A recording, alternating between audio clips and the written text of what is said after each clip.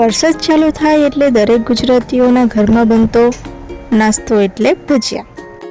તો આજે હું મોન્સૂન સ્પેશિયલ કાંદાના ભજીયા બનાવીશ. લીલા ધાણાને બારીક કાપી લઈશું.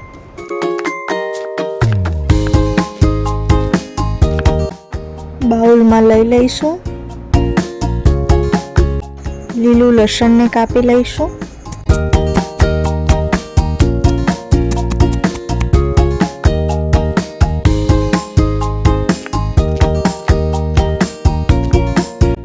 સમારેલું લીલું લસણને બાઉલમાં લઈ લઈશું.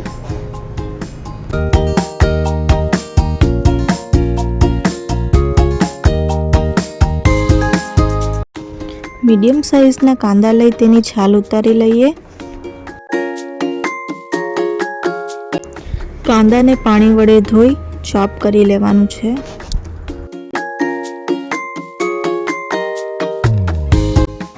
કાંદાને બાઉલમાં લઈ તેને હળવા હાથે મસળી લઈશું, જેથી તેના બધા લેયર્સ છૂટા પડી જાય.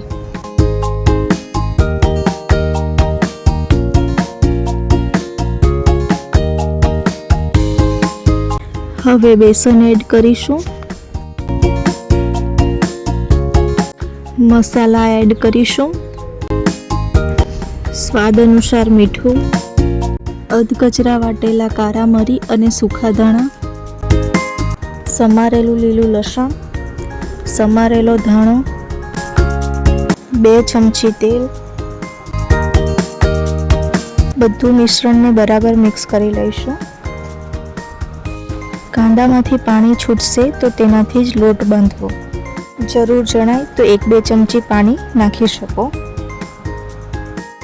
લોટ બંધાઈ જાય એટલે તેને 5 થી 10 મિનિટ રેસ્ટ આપીશું. એક લોયામાં તેલ રેડી ગરમ કરીશું. તેલ ગરમ થયું છે કે નહીં તે ચેક કરી લઈશું. તેલ ગરમ થઈ ગયું છે તો હવે વારાફરતી આપણે કાંદાના ભજીયા તળી લઈશું.